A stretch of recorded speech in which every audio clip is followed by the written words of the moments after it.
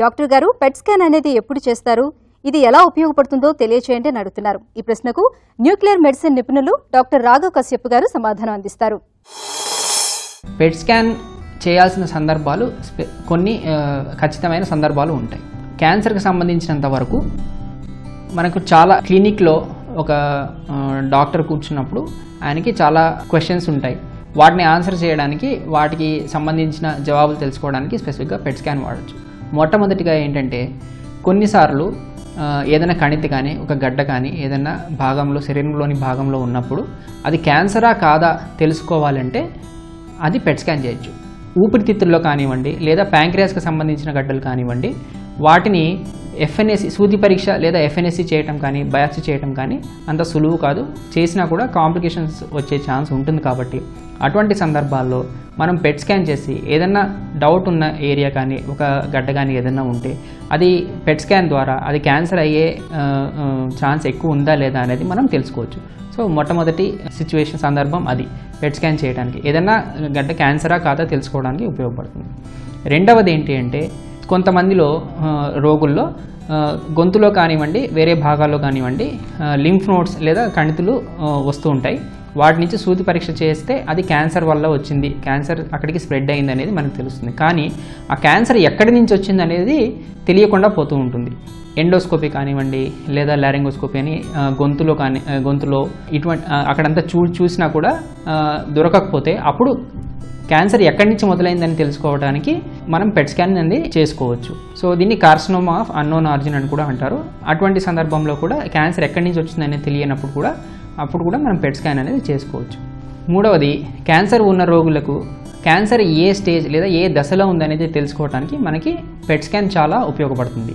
City లేదా వేరే routine investigations చేయటం వల్ల వాటిలో ఆకారం లేదా కొలతలో మార్పు ఉంటేనే మనకి అక్కడ క్యాన్సర్ ఉందా లేదా, క్యాన్సర్ ఇన్వాల్వ్ అవుతుందా లేదా అని తెలుసుకోవడానికి వీలుగా ఉంటుంది. కానీ నేను వివరించినట్టుగా మనము ఇక్కడ గ్లూకోజ్ ఉపయోగం ఎలా ఉందని, ఎక్కువ ఉందనే దాన్ని బట్టి మనము చెప్పగలుగుతున్నాం. కాబట్టి క్యాన్సర్ కణాలు అక్కడ చేరి ఆ భాగంలో నష్టం జరగకముందే లేదా ఆ భాగానికి ఆకారంలో కానీ లేదా పరిమాణంలో కానీ మార్పులు రాకముందే అక్కడ క్యాన్సర్ ఉందా లేదా, చేరుకునిందా లేదా అనేది మనం చెప్పడానికి వీలుగా ఉంటుంది.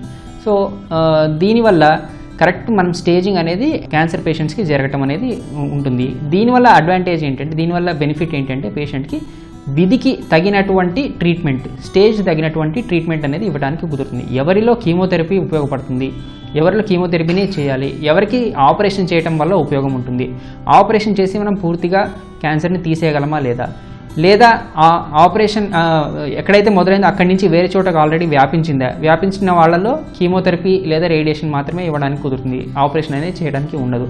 సో ఇటువంటి సందర్భాన్ని వాటికి ఆ పేషెంట్కి ఏ ట్రీట్మెంట్ ఇవ్వడానికి కుదురుతుంది అనేది తెలుసుకోవడానికి ముందు స్టేజింగ్ అనేది చాలా ఇంపార్టెంట్. క్యాన్సర్ దశను లేదా స్టేజింగ్ కోసము పెట్ స్కాన్ చాలా ఉపయోగపడుతుంది. ఇది మూడవది. నాలుగవది, ట్రీట్మెంట్ ఇచ్చేటప్పుడు పేషెంట్స్కి సైడ్ ఎఫెక్ట్స్, కీమోథెరపీకి చాలా ఎక్కువ సైడ్ ఎఫెక్ట్స్ లేదా ఎక్కువ ఖర్చుతో కూడిన కీమోథెరపీలు ఇస్తున్నప్పుడు ఆ కీమోథెరపీ పేషెంట్కి ఉపయోగపడుతుందా లేదా తెలుసుకోవడానికి మనము ఈ పెట్ స్కాన్ అనేది చేస్తూ ఉండొచ్చు. మనం చూస్తున్నది గ్లూకోజ్ ఉపయోగం ఎలా ఉందనేది చూస్తున్నాం. కాబట్టి కీమోథెరపీ ఇస్తున్నప్పుడు కొన్ని క్యాన్సర్లలో 24 గంటలు సమయ వ్యవధిలోనే, అంత త్వరగానే మనకి ఈ గ్లూకోజ్ ఉపయోగం అనేది మార్పు రావటం, తగ్గటము లేదా అలానే ఉండటం అనేది మనకి పెట్ స్కాన్లో తెలియడం అనేది జరుగుతుంది. సో అందుకు ఈ కీమోథెరపీకి రెస్పాన్స్ ఎలా ఉంది, సో రెస్పాన్స్ అసెస్మెంట్ అంటే ట్రీట్మెంట్ పనిచేస్తుందా లేదా చూడటానికి కూడా మనము పెట్ స్కాన్ చేయొచ్చు. కొంతమంది క్యాన్సర్ పేషెంట్స్కి రేడియోథెరపీ ట్రీట్మెంట్ ఇస్తూ ఉంటారు. ఆ రేడియోథెరపీ ఇస్తున్నప్పుడు ఆ రేడియేషన్, ఎక్స్టర్నల్ రేడియేషన్ ఏదైతే ఉంటుందో క్యాన్సర్కి ఎక్కువగా వెళ్ళాలి. ఇంకా ఏదైతే క్యాన్సర్ లేని భాగాలు ఏదైతే ఉన్నాయో వాటికి రేడియోథెరపీ వెళ్ళకూడదు, రేడియేషన్ ఎక్కువగా వెళ్ళకూడదు. ఎక్కువగా వెళితే దానికి సంబంధించి సైడ్ ఎఫెక్ట్స్ ఎక్కువ ఉంటాయి. సో మనము ఈ పెట్ స్కాన్ చేసి జబ్బు ఎక్కడ ఉందనేది మనం కరెక్ట్గా తెలుసుకుంటే క్యాన్సర్ ఉన్న చోటంతా కరెక్ట్గా రేడియేషన్ ఇవ్వటం అనేది జరుగుతుంది. క్యాన్సర్ లేని చోట రేడియేషన్ ఎక్కువ లేకుండా వాటిని కాపాడి సైడ్ ఎఫెక్ట్స్ రాకుండా చూసుకోవడానికి కుదురుతుంది. సో ఇలాగ ట్రీట్మెంట్ ప్లానింగ్ కోసం కూడా వాడటం అనేది జరుగుతుంది.